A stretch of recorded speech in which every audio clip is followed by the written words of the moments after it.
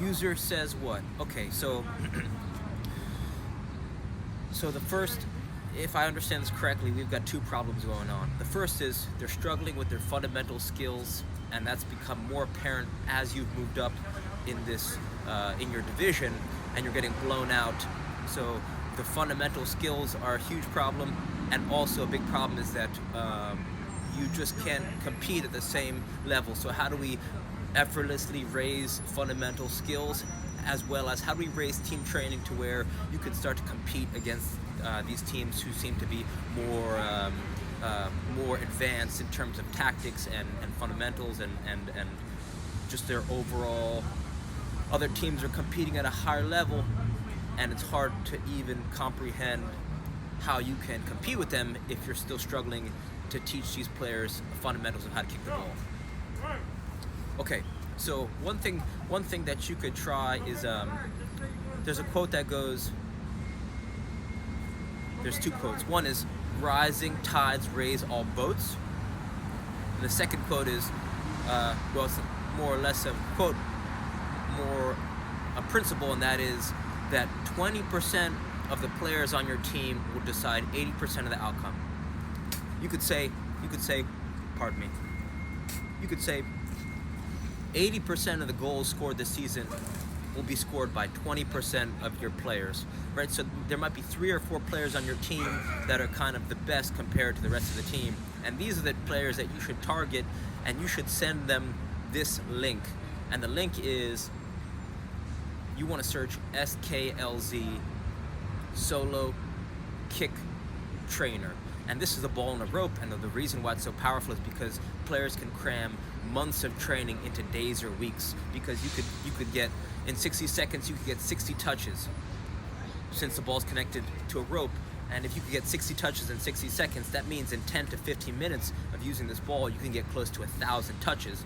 You'd be hard pressed to get that in an hour long practice. So the key is to invest in this ball yourself, to use this ball at training so that players see you using it, and I think the way, and you got to target the best players and also the worst players. Say, hey, you could send a team email and say, hey, this is a tool that's really going to give us a competitive advantage this season and really help improve the fundamentals in an effortless way.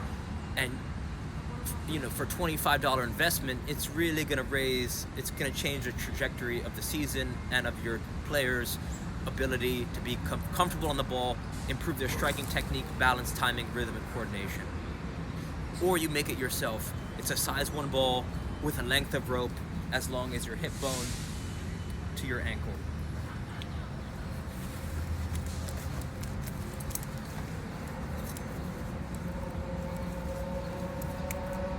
This is a kick trainer. And it helps you players, right? If players have poor fundamentals, then they might not know what joyful practice and play looks like on an individual level. So they could be at home. This could be a personal warm-up. This could be during the game. They could get a lot of touches, and if they mishit the ball, it comes back immediately so that you can correct your striking technique and improve your ability just to get some good wood on the ball, and really, this is going to help them improve their first touch, their passing, their shooting, and even their dribbling, the timing and effort, the timing aspect of it. So this is an invaluable tool for players who are still improving their fundamentals, and even at the college level, right? I was teaching my college team. I was a second assistant on a college team, and as I used this every practice, I didn't tell anyone to use it, but when I used this each practice, players started picking it up and using it and started to feel the power of the simple ball and a rope. And some people think, oh, it's just a child's tool or just a child's toy. It's not, because everything is timing, rhythm, and coordination. So your ability to get a lot of touches in an effortless and fun way while staying relaxed is super powerful. So, kick trainer.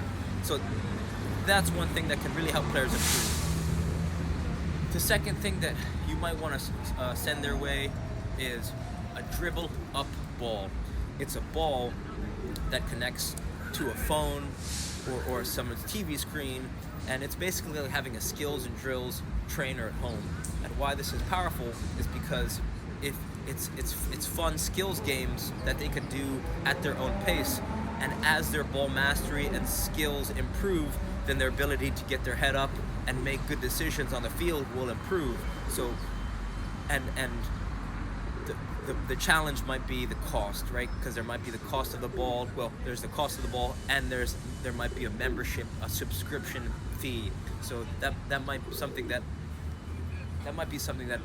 not all your players can afford, but maybe the one or two best players on the team who are looking to raise their playing level, this might help them. Okay, so let's put that aside. So that's an effortless way that you can have your players improve off the field. Now let's talk about team training. This is tough, and this is tough because it seems like they need to improve fundamental skills, and they need to improve their team play. So you can incorporate ball mastery exercises into their warm-up, and that's going to help them improve their game. So I would search Cover Coaching, right? Cover Coaching, COERVER. If you can incorporate ball mastery into every single one of their warm-ups, by the end of the season, they're really going to improve their skills and abilities, and you might not even win. It might not help you win games, but they're going to have more fun playing because they're going to see their ball skills improve, which will improve their confidence, certainty, and joy on the field. So the pattern is learn one move every practice, and then review the move you learned previous, and then by the end of the season, you could say, okay, everyone show me your chop, or everyone show me your L move, or everyone show me your drag, everyone show me your Maradona, everyone show me your L move, everyone show me your scissor, everyone show me, so everyone show me your Cruyff. And they're going to start to have once they spend more time mastering these skills, you're going to have more, you're going to be able to coach them as a team more effectively. The second thing you want to do is, right after ball mastery, is dribbling sequences. Dribbling sequences are it's rhythmic dribbling patterns. So for example, you could go outside right, inside right, outside left, inside left, right? So cut, push, cut, push, cut, push, cut, push. And why rhythmic dribbling patterns are powerful is because it allows players to not think about dribbling. It's going to help them be able to dance around defenders on the field because it's a rhythmic pattern. So you don't want players thinking about dribbling when they're on the field, right? You want players just operating and just being present. So dribbling sequences, right? So your team warm-up could be ball mastery, then go right into dribbling sequences.